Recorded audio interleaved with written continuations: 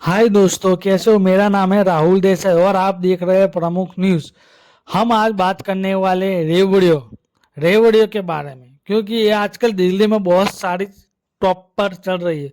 क्योंकि दिल्ली का इलेक्शन है और भाजपा हो, आप हो या कांग्रेस हो, हर अपना वोट अपनी तरफ खींचने के लिए, हर कोई किसी का ध्यान अपनी तरफ खींचने के लिए और वोट अपनी तरफ लाने के लिए और दिल्ली में अपनी सत्ता आने के लिए रेवड़िया बांट रही है। यानी हर जगह free pass, free free free की बात कर रही है। यानी बस सेवा हो, उसके बाद वो आरोग्य हो, शिक्षा हो, हर जगह रेवड़ियों की बात हो रही है।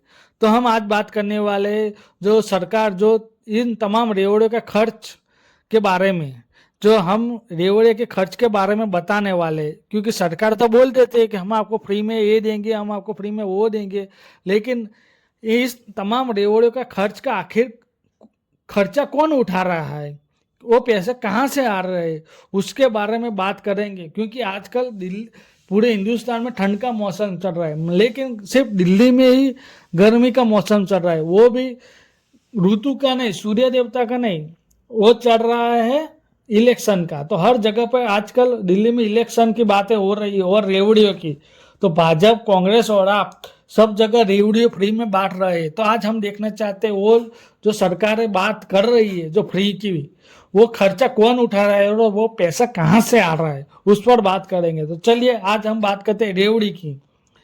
रेवड़ी यानी उत्तर भारत के लोकप्रिय मिठाई है, लेकिन राजनीतिक चर्चा में यह आजकल मुक्त सौगात का प्रतीक बन गई है। आज रेवड़ी शब्द का उपयोग उन लोकसभा चुनाव योजनाओं के लिए किया जाता है जिसमें राजनीतिक दल वोटर को लुभाने के लिए मुफ्त में सामान या लाभ देने की पेशकश करता है। इनमें टीवी, साइकिल, मुफ्त राशन से लेकर सीधी नकद हस्ताक्षरण तक शामिल है। रेवड़ी एक ऐसी मिठाई है जो कोरी सृष्टि देती है। मुक्त सौगात की राजनीति के लिए रेवड़ियों का रूपक इसलिए उपयुक्त है, उसके काजू कतली राजनीति को कहना प्रभावित नहीं होगा। रेवड़ियों की राजनीति आज भारत में हर राजनीतिक पार्टी का हिस्सा बन चुकी है। हर पार्टी अपने विरोधियों का इसका आरोप लगाती है कि जबकि वह खुद भी इससे अछूता नहीं है। दिलचस्प बात यह है कि कोई भी पार्टी सत्ता में आने के बाद अपने विरोधियों द्वारा शुरू की गई बड़ी कल्याणकारी या मुक्त योजना की वापस नहीं लेती। रेवड़ी का एक खेल है, एक बार दे दिया तो आप इस रोक नहीं पाओगे। रेवड़ी का खेल सिर्फ देने तक सीमित नहीं है, बल्कि इसे कैसे पेश किया जाता है वह भी महत्वपूर्ण है। यह कारण नहीं है कि अधिकांश कल्याणकारी योजनाओं का नाम में लाड़ या सम्मान, सखी शब्दों का दर्शाया जाता है। सवाल यह है कि राजनीति हम कहाँ ले जाएगी। आज हर बड़े राज्यों में हर बड़ी पार्टी के पास गेम चेंजर योजनाएं हैं। डिजिटल नकद हस्ताक्षरण की तकनीक भी अब पहले से कभी ज्यादा सुविधा देती है। आज सरकार लगभग हर महीने महिलाओं, बेरोजगार युवाओं को, किसानों को, कम आम वाले पुजारियों को, ग्रंथियों को आदि के भी वेतन दे सकती है। कुछ राज्यों में मुफ्त बिजली और पानी की आम बात है। ऐसा लगता है जैसे हम तेल की कमाई से माला माल हो गए।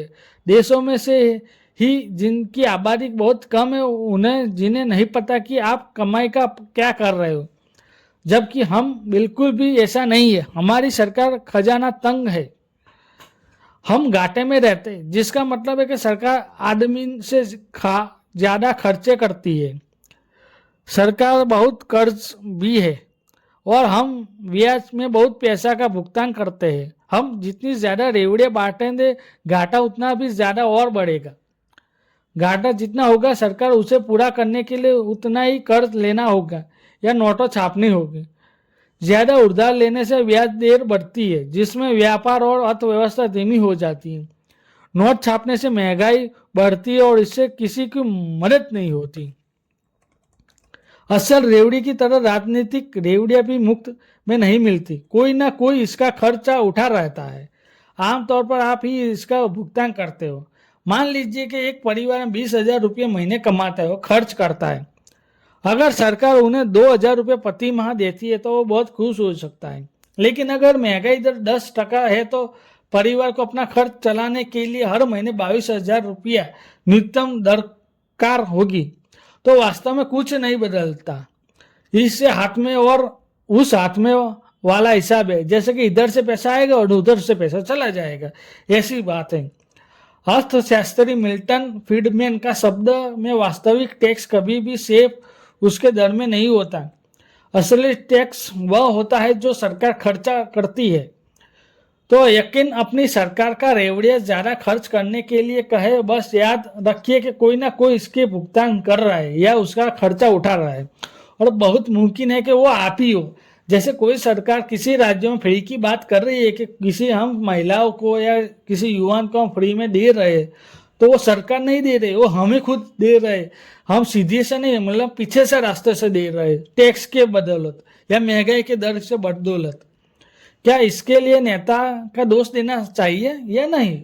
जब नागरिक को यह बात पसंद है कि सरकार मुझे लेना है और मुझे इसकी परवाह नहीं है कि वो कहाँ से लाता है, नेता का इस बारे में सोचेंगे।